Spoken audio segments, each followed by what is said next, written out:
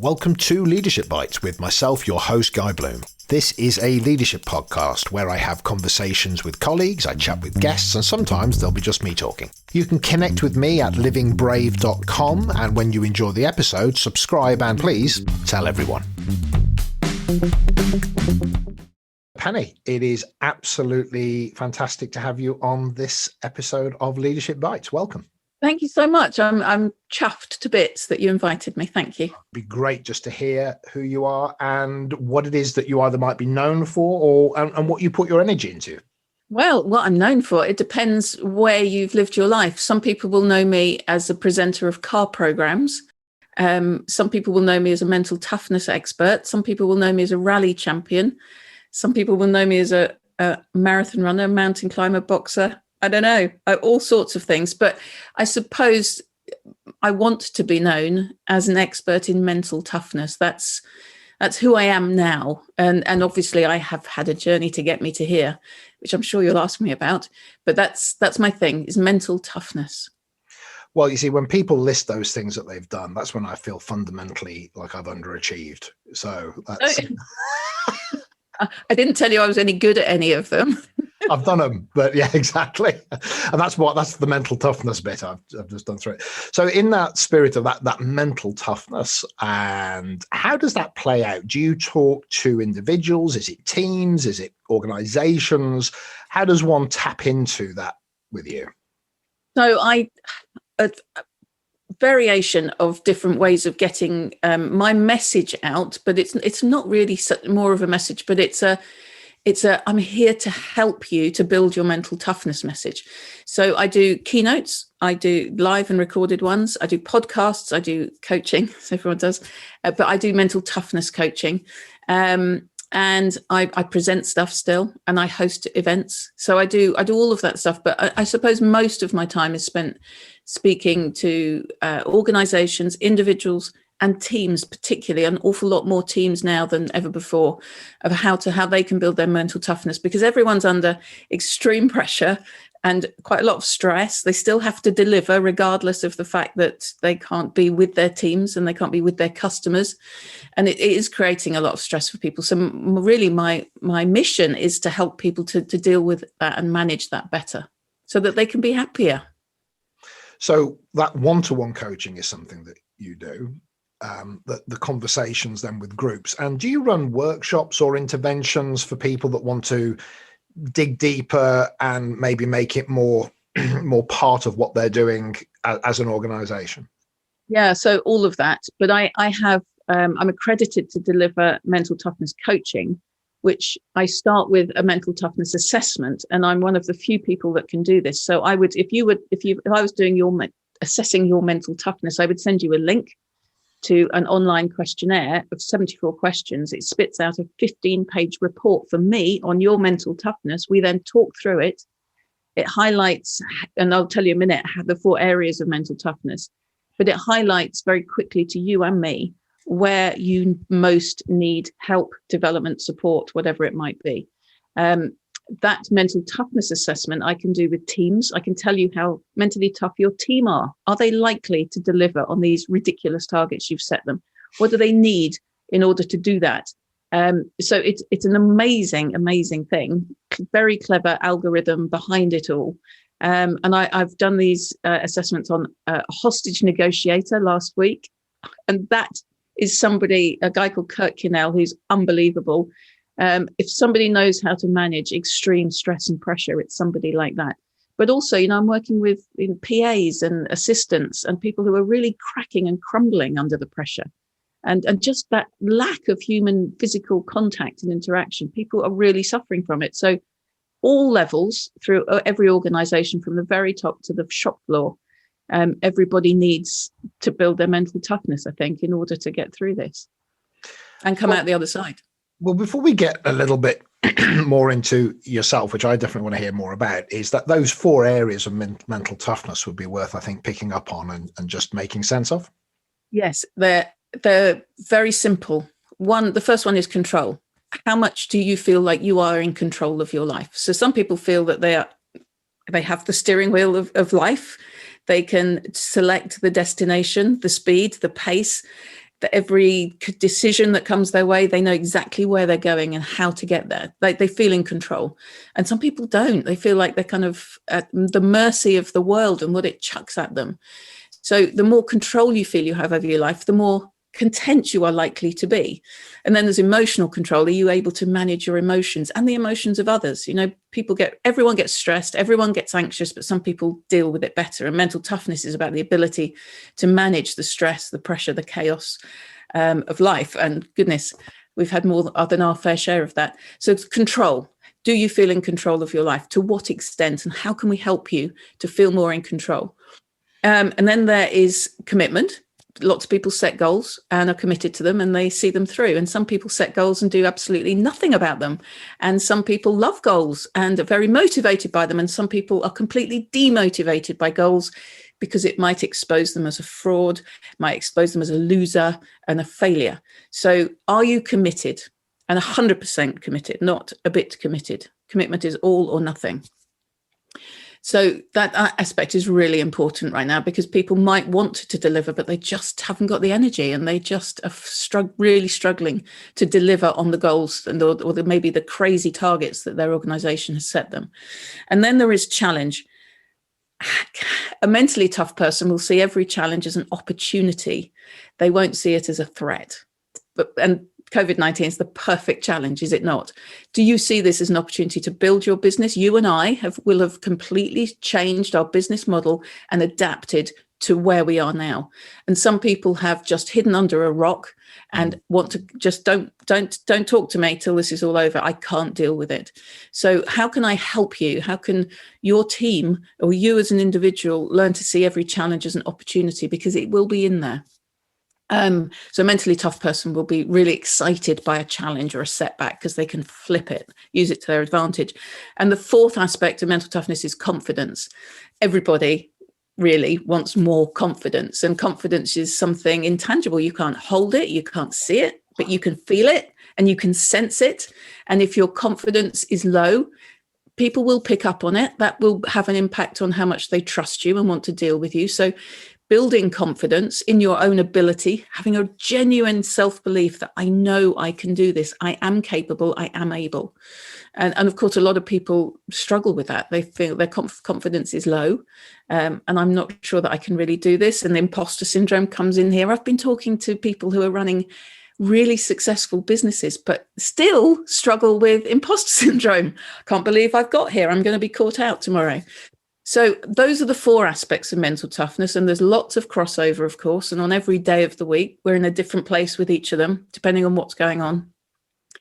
But if you can get a really good picture of a person or an organization's mental toughness, you can develop every single area. You are not stuck.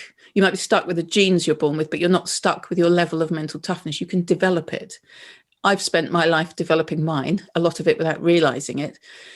But this is really important. You know, we have to develop these things in order to have a more relaxed, enjoyable, happy, successful life. Well, that's a great explanation. And I think just for me, just when you hear those component parts of anything, it helps. Even just hearing those helps you know that there's a route or there's an approach or there's thinking that can be done in these quadrants. So that's massively helpful. And I do latch on straight away to you hearing, you know, that development of your own self. And sometimes, of course, the lessons and the things that you're going through, you probably weren't defining them by those criteria at the time, right? No. But they formed who you are. So that journey for you of realizing where your interest was, your focus, maybe recognizing maybe this is why I'm having the successes that I'm having.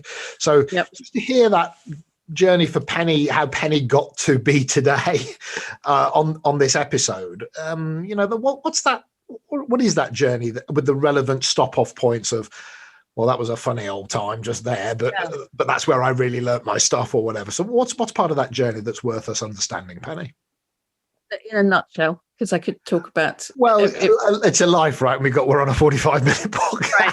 I've got quite a few years to pack into a few minutes, but in a nutshell, and I don't mean this as a sort of woe is me victim thing, but I grew up in actually a very upper middle class family, nice cars, nice house, but inside the house was mad.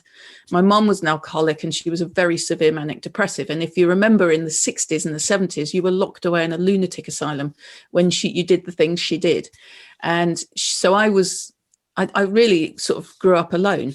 I was scared of my dad. My brother we just fought, we didn't get on. So I just sort of emotionally disengaged from the world. So struggled to make friends at school, all that kind of stuff. Moved to school loads of times, but my mum was always locked away. And when she was out, she was doing crazy things or drinking. So by the age of 14, I was done. And I left home at 14. I never went back. And I ended up in homeless hostels. My boyfriend was a drug addict. He was a heroin addict. And I was just sort of having a pretty crap time. But the wonderful, wonderful thing is when I was 6, I think I must have been 6, I saw Grandstand, which was the sports program, if you remember, at the weekends. And I saw rallying and I saw cars whizzing through a forest. And I never, ever forgot this image of all these colourful cars and the co-drivers shouting pace notes. And oh my God, it just looked like the most exciting thing I'd ever seen in my life. And I just sort of locked it in my head that one day I'm going to grow up, I'm going to be a rally driver. And that stayed with me, as you do.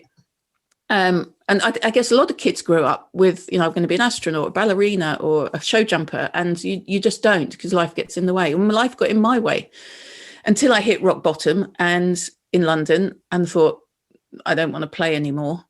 Before I do anything stupid, I'm going to lie. I'm going to borrow some money and I'm going to go to a rally school because it's the one thing I can't get out of my head. So I went to a rally school for half a day.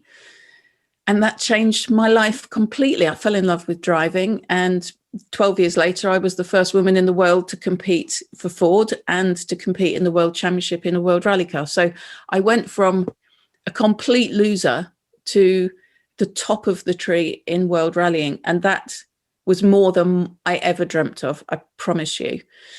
But what it taught me, so all of that journey taught me so many things. That I'm now leaning on, I suppose. And all the mental toughness stuff just backs up everything I experienced, everything I tried, everything I practice what I preach every day. I'm not, there's no BS with me. I won't say it unless I know it, or I've experienced it, or I've seen it, or I've heard it, or I've been there. And thankfully, my life has been quite diverse and interesting and adventurous, and I've seen an awful lot of stuff. So that's brought me to where I am now. But one thing I try to do is make my keynotes funny, because I'm still very amused at my journey and how on earth I did what I did. But I'm really interested in helping other people to make the impossible possible, which is what I think I did. There was no chance of me doing what I did. That's what excites me, is the transformation. I absolutely love renovating houses. I'm on my 7th renovation. It's that transforming from something dreadful to something amazing. That's what excites me. And I want to do it with people. I'm pausing there because it's. You are. Are you still there? And I know, I love it. I think it's. I think when you hear sometimes our own amazement at where we started off, I sometimes, when I'm with a colleague, with a client, and they're a particularly well-known client, and we're in some far-off part of the world, as has happened sometimes, we've kind of looked at each other and gone, I only live in Birmingham in the UK. How did I end up here? And you do. We've all got these versions of just how on earth did this happen? And it's not imposter syndrome, because you know why you're there, because you're competent and you're credible, but it's still those stepping stones. So you went on that first day, and then that catalyst to continue was there. What was that route into getting into moving from I've scraped together by fair or foul the means to be here? How did that then move into I'm now going to do this? Okay, so I remember it like it was yesterday. And the guy that was my instructor on that day, to this very day, is a good friend of mine. He he sat in the car with me. I really wasn't very good, if I'm honest, and he would agree with that. But I thought, this is the first time I've been excited in my whole life. This is the first time I've found something that just, I get it. I want it. It's exciting me. I've never felt excitement in my whole life. And of course, most people go to a rally school for a day and go, yeah, that was fun. And they go home and they get on with their life. And I drove home and thought, this is the start of my life. Now, how do I become a rally driver? And the instructor on that day, Simon, said, no, you're not going to become a rally driver, because that doesn't happen to people. You just come here for fun. I said, no, I'm serious. I'm really serious. And then I worked out very quickly that you need a great deal of money to be involved in motorsport. I didn't have any money, so it was sponsorship. So I started marketing myself like crazy to raise some money to get me into a car that I could hire for an event in a couple of weeks. And I just got really good at raising the money. I got a sponsor within 4 months who sponsored me for 2 years. So then I've got a car, I've got a team, and I can start to deliver some results. And then I kept doing the PR thing and shouting about, this is me, and this is who I am, and this is what I'm going to do. And I started attracting some major sponsorship. So I don't know if you remember Wash and Go. You probably never needed it yourself. Well, but I do remember Wash and Go shampoo used to sponsor me. Indesit washing machines. Do you remember the attack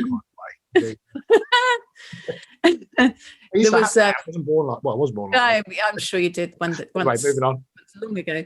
There was a female condom. I don't know if you remember. It was called Femidom. Yes. They sponsored me for a while. It was like a carrier bag. It didn't last very long, that idea. So I had some really cool sponsors, and I was sponsored by Pirelli tires and Mobil Oil, and eventually Ford funded my driving. So I got really good at raising the money, and it's all about money. So I had the best cars, the best teams, because I worked it. And of course, it's 95% finding the money and 5% driving. So I never, if I'd had my choice, I'd have driven all day and somebody else would have raised the money. But I knew I needed this, wanted it more than anything in the world. I was committed like you can't believe, so focused, nothing else mattered. Everything else fell to bits, including relationships, marriages, everything. I was prepared to put it all on the line because I wanted it so much. And I knew that nobody else would go after the money as much as I would. So I just got really good at raising the money. And then, of course, you get in the car and you have to perform. So, that's in a nutshell. It was work. I worked so hard at it. And you can easily, I can show you a picture of me with cups and success and, all that stuff. But champions are made behind the scenes, aren't they? So nobody sees in that picture of success what went into it. And it was, I worked harder than most to get where I was. And I was really happy to do that because I wanted it more than most. So, and this is a fascinating thing that when we talk about mental toughness, which probably goes hand in glove with resilience and well-being, because when we work with execs, both you and I, and that drive, which can be overwhelming, because I think excellence and madness can often be close bedfellows. And why are you working so late? Why are you, what are you thinking about now when you're actually supposed to be talking to somebody else? There's almost, I don't know if you ever remember CFAX or was it teletext, where they had that mix button. And so you could see the TV, but you could mix the text over the top. And when you're talking to somebody that, there's a secondary frame of reference going on for them all the time. So I do wonder where that balance in your experience comes between fighting to the point where other things fall off the table, but recognizing if I'm going to get there, is there another way of doing it? And I either have to forgo that end game and go, it's not for me, or I have to recognize there might be a penalty. And I wonder your thoughts around that. Okay, so this is something I'm quite passionate about. So I had no balance, and I had no balance for a reason. That as soon as you balance stuff, you develop mediocrity because you're keeping all the balls up in the air. I didn't want all the balls up in the air. I wanted one ball in the air, and that was driving. So everything else I was prepared to ignore, run away from. There was no balance. And that was for a very good reason, because I put all my focus and time and attention into one thing. And that's, I think, a great part of why I did what I did and why I succeeded. Had I spread myself more thinly, I would have achieved less. So there is something to be said for achieving zero balance. It's just that it doesn't suit most people. Most people will be prepared to give and take a bit, compromise a bit here, sort of just juggle a few things. Well, I was never interested in that. I wanted one thing. So every bit of me went towards that one thing. And I think that's an elite mindset. And I don't mean, stroking myself, but it's terribly destructive. It has its downsides, because I've been married way too many times. And that's one of the reasons, is that I'm not very good at compromising. I'm really focused and pig-headed and stubborn and determined, and whatever names you want to throw at me, is fine. But it doesn't really work for many people. And that's, I think, what sets apart really high performers, is that they are prepared to put everything on the line for the thing that they want so deeply. They deeply desire it, and compromise is not going to allow to get in the way, because as soon as you start compromising, you start sort of fuzzying the focus. And that wasn't for me. I'm not recommending this lifestyle to anyone, by the way. And it's not something that I encourage people. I'm just saying, for me, achieving no balance worked really well for me, apart from the marriages, of course. Apart from all that stuff that didn't work out. Apart from that stuff. But Penny, and I find this fascinating, because I think I see this all over, and I recognize this in my life in other areas. But I think that anxiety that many people feel between that inner drive and that personal need to, you could say it's validation, or maybe it's just the way you're wired, or, the psychology of it, we could, could be a whole nother podcast. But the reality is that person has that, let's just say, that hunger or that need to get to that particular space. But they've also then got this, unless they're fundamentally a sociopath, they have an element of humanity, which means I do need to show affection to my children. I do need to have I don't want to lose my partner. So this inner anxiety sits between that sense of what they could be and want to achieve versus this, but if I keep going like this, I could be alone, or I could damage these other people. And I see a lot of people, maybe not so much in their 20s, and etc. Maybe that might, but when I a lot of mature people who are in that anxiety of balance, I think. Yes, I think you're absolutely right. And just think about it in the juggling sense. Give me 6 balls, I will get stressed trying to keep them up. Give me 1 ball, piece, that's easy. I can focus on that. It is stressful trying to balance stuff. Most people have to balance stuff, and I totally get that. I do now. I'm not quite as a nightmare as I used to be, and I was a nightmare. You become incredibly selfish, but that's But look at the you don't get the trophies if you're not like that. So I'm much nicer now. Yeah. That's right. I'm a nicer person than I was, I think. But I think everybody's trying to achieve so much. Huge, crazy targets, incredible deadlines, incredibly extreme stress pressure. Plus, right now we haven't got the physical human interaction with customers, clients, whatever it is.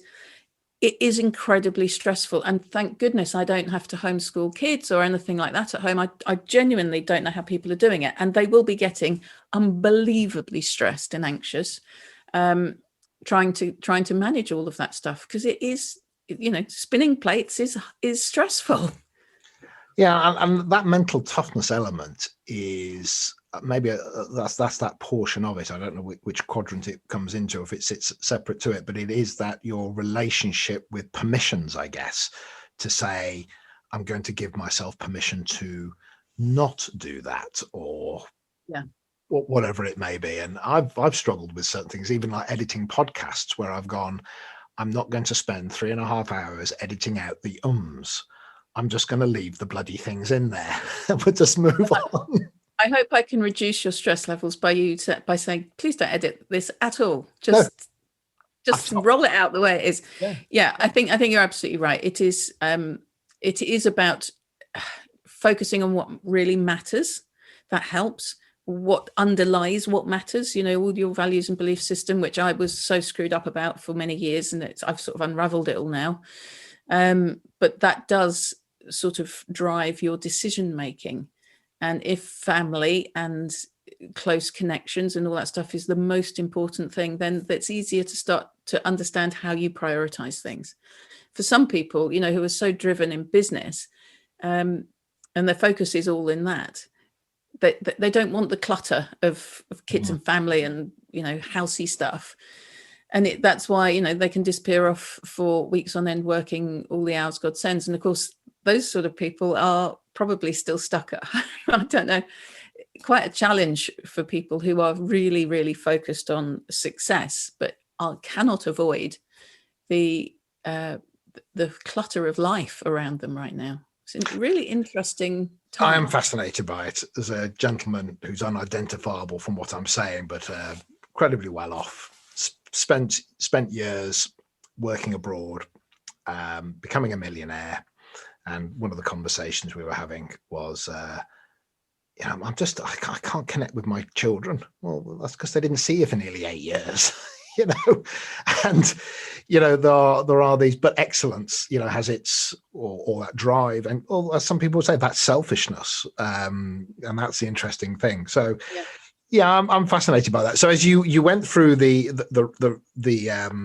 that rally driving, you were known for that, and then there was that I saw you, actually, I think the first time I became aware of you was on TV, when you were I was really lucky, Guy, because I was a freak female driver, and in rallying, not racing, so it's even more freaky. So Channel 4 asked me to present Driven, which was at the time a brand new show. Top Gear was the only motoring program on TV, and we smashed the viewing figures, and they took Top Gear off the air after 21 years. So Driven was a massive success, and I presented it with Mike Brewer and Jason Plato, and they were some of the best years of my life. I had so much fun. It wasn't working at all.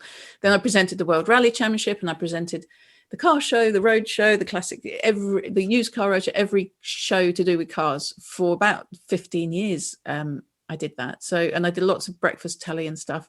Absolutely loved it. And I still miss it because I don't have a big family. And when you work on a TV show, they become your family. The cameraman, the sound guys, the directors, the producers, they all become your family. And I really was devastated. It knocked me sideways when all my shows were decommissioned. It really took me a while to pick myself up from that, because I just enjoyed that sense of family, which I'd never had as a kid or all my life. So the TV I absolutely loved. And I don't do very much of it now, but I still do bits and pieces. Hopefully got a show that I'm talking to a production company about now, which is about mental toughness, actually.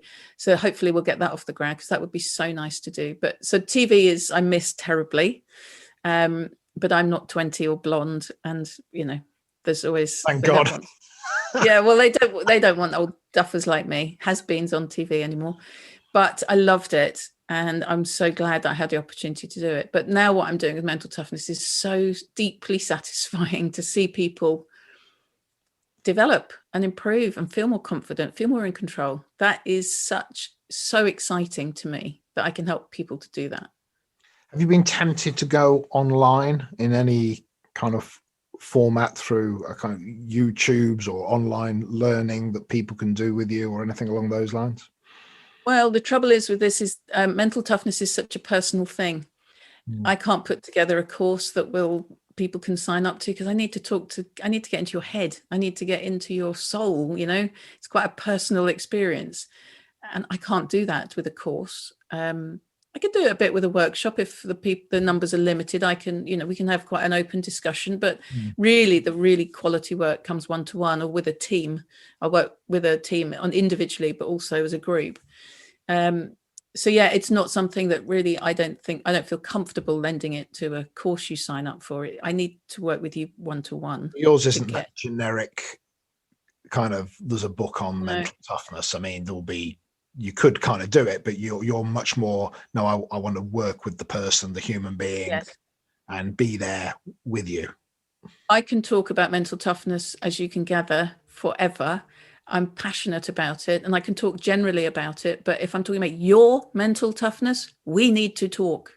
And that's really the only way we can help to develop. I will spend my time challenging every assumption you've ever made. I will spend my time questioning everything, but I don't give advice. I don't judge. I'm just trying, you've got all the answers. It's my job to get them out of you and to keep you focused on what it is you're trying to achieve in the long run. So it's an amazing process. It gives me huge amounts of pleasure. But it's not something you can sign up for and do as No, I get it. on. So when somebody taps you on the shoulder metaphorically and says, hey, Penny, I'd really like to do some work with you, without obviously the detail, but what's that journey with them that says, from when you go, okay, well, if we're really going to do this, then what's that process that somebody would expect to have with you? So the process starts with the assessment. So, yep, let's work together, but I need to see where you're at, and you need to see where you're at, and be honest and be open and fill in this questionnaire really openly. So there's 40,000 combinations of answers. This is 2 reports will never look the same. That gives us a perfect starting point. Then we'll meet once a week, once every 2 weeks, 3 weeks. I leave my clients to decide how often we meet. I don't like to pressurize people to meet. This is your work. We'll do it at your pace. But I will leave everybody with homework and exercises to do after every meet that we've had. At the end of a process, whether it's a month or 3 months, 6 months, 9 months, I will reassess their mental toughness. So they might start out as, and wonderfully, you get a number out of 10. You might start off as a 5 out of 10 mentally tough. You might end up as an 8 out of 10.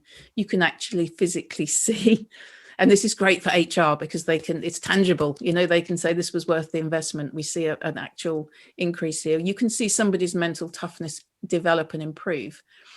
And you can put a number on it, which is just great. It's great, but really, it's the emotional thing and how it transpires in their life that's exciting for me. So I'm quite a challenging coach. I push people probably further than they would feel comfortable, but getting you to feel uncomfortable is part of my job, because I want you to be doing things differently that probably are a bit uncomfortable. So okay, yeah.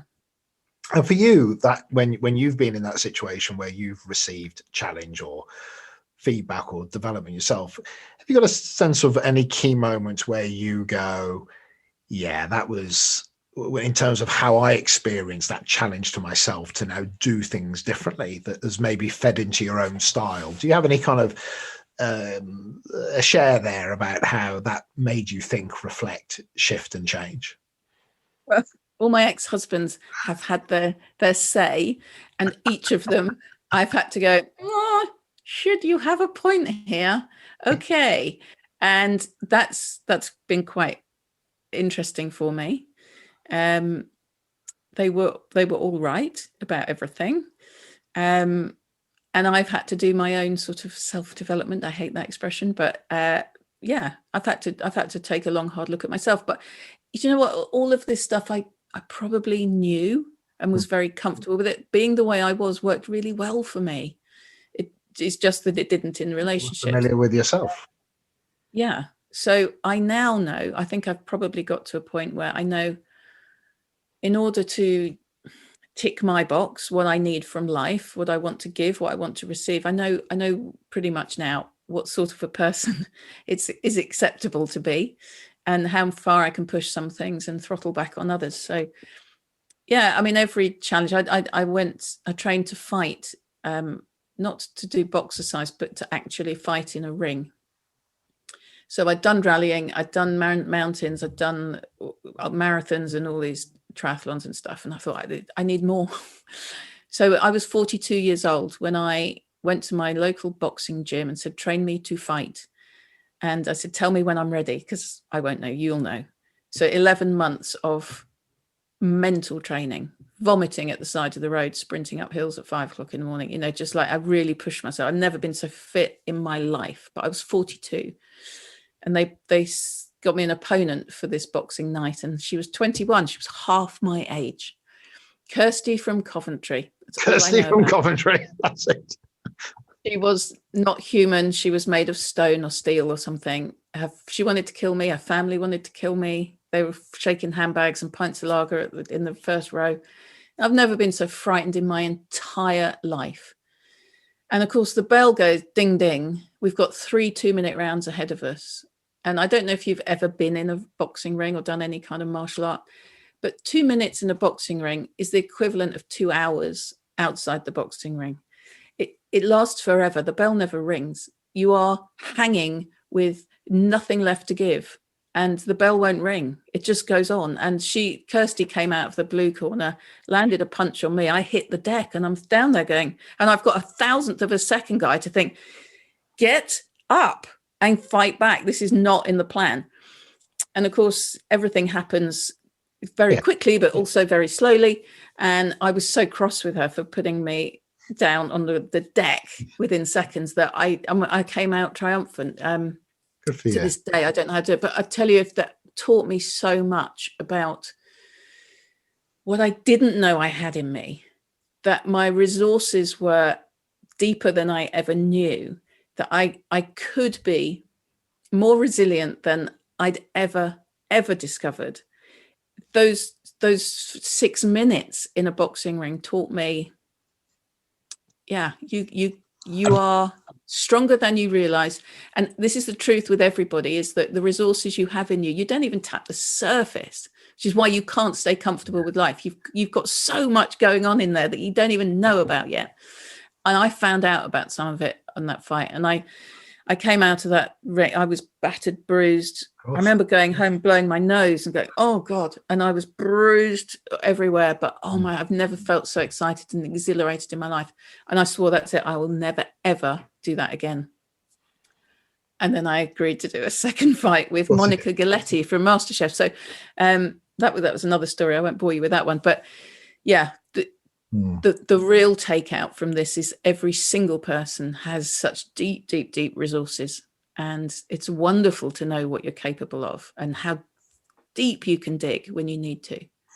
I've taught martial arts for 30 odd years, and there you go. You know what I mean. Thai boxing and et cetera, and I really resonate with what you said there. It makes me smile, because it is that sense of, I mean, the joke is everybody's got a plan until the first punch in the face, right? But exactly that. Well, my favorite martial arts joke is, what do you get if you hit a black belt in the face? And the answer is a brown belt, which always makes me laugh. But I really resonate with that sense of, we are forged in the fire. And that might be commercially, it might be on the track, it might be in the ring, but actually there is something about mental toughness doesn't mean you're not going to be in the fire. I think there's something about it, your reaction to the fire. Yes, and I think that there's also a danger when I talk about mental toughness, is that people think this is an aggressive macho thing, and I'm talking about fighting, and it's not. Mental toughness, I mean, think about NHS nurses. Exactly. These people are extraordinarily mentally tough, resilient, and just they're keeping on going, and they're digging so deep. These are probably, most of them, quite quiet people, but incredibly tough. So this is not about being macho and aggressive. Absolutely not. This is about digging deep, keeping on going, keeping your head up, seeing the opportunity. It's the relationship with vulnerability as well. I think that toughness is the ability to say, I'm tough enough, strong enough. I mean, we give it the heading mental toughness, but I'm strong enough to say, I don't know. Or be it, when I was in the martial arts, much more than I am now, which is, I don't know how to do that. Or he's terrifying. When I see the opponent and I go, holy schmoly, and if you don't own your fear, then actually you're hiding from your fear. And if you hide from it, you can't address it. And that ball keeps rolling. So yes, I do take on board what you're saying, that we may have a title for it, but it's far from the caricature, I think. Exactly that. Yes. Okay. Well, listen, time is something I've just got to be alert to when I do these things, because I have this incredible habit of just wanting to keep going till the point where you go, guys, it's now Wednesday of the following week, and I insist that I must now go and live my life. But I love talking about this stuff, Guy. I could talk about it forever. I know. Well, I will talk about it forever. Well, that's fantastic. But how would I'll put it in the description, but for the episode. But how would somebody make contact with you, Penny, if they wanted to reach out and have a conversation with you? You just type my name into Google. You'll find my website, pennymallory.co.uk, and just get in touch. It's what I do, and it's not. And this is not me bigging myself up, but what I can do for you as a client, a customer, as an individual or a group or a team or organization, is really work hard with you to develop. And by developing, you will enjoy more I sound so corny, and I hate using overused expressions, but you find some kind of you find a way forward. You can start getting focused, your determination rises, your confidence rises. This is all stuff we need right now, and I just love working with people to do this. I really buy into it, and that's why I wanted you on. So listen, Penny, I'm going to press the stop button, keep you on for a few moments just to chat afterwards. But other than that, thank you so much for being on this episode. It's been a pleasure, Guy. Thank you. That's it. So I hope you enjoyed the episode. Please share so others get to hear about us, and subscribe so you keep up to date on new episodes. Also visit livingbrave.com if you want to connect with me and find out more about executive coaching, team effectiveness and changing culture. Oh, and of course you can buy my book Living Brave Leadership on Amazon. So on that note, see you soon.